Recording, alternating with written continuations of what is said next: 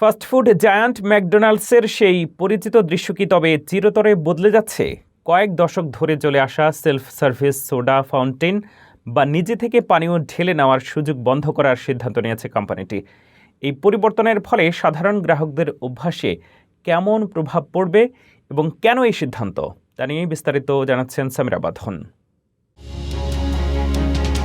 McDonald's প্রেমীদের জন্য এক যুগের অবসান ঘটতে যাচ্ছে। ফাস্টফুড জায়ান্টটি তাদের রেস্টুরেন্টগুলো থেকে সেলফ সার্ভ সোডা ফাউন্টেন বা নিজে পানীয় ঢেলে নেওয়ার ব্যবস্থা চিরতরে বন্ধ করার ঘোষণা দিয়েছে। অর্থাৎ এখন থেকে আপনার পছন্দের কোল্ড ড্রিঙ্কস রিফিল করতে হলে লাইনে দাঁড়িয়ে কর্মীর সাহায্য নিতে হবে।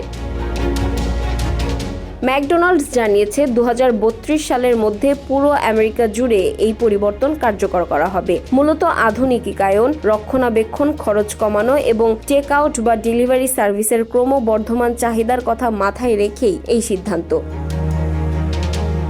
কোম্পানিটি এখন ডাইনিং ইন বা বসে খাওয়ার চেয়ে ড্রাইভ থ্রু এবং ডিজিটাল অর্ডারের দিকে বেশি নজর দিচ্ছে। তবে শুধু মেশিন ছড়ানোই নয়, পানীয়র তালিকায় বড় চমক নিয়ে আসছে তারা। সাধারণ সোডার পাশাপাশি এখন যুক্ত হচ্ছে ট্রেন্ডি ডার্টি সোডা এবং বিভিন্ন ধরনের রিফ্রেশার্স।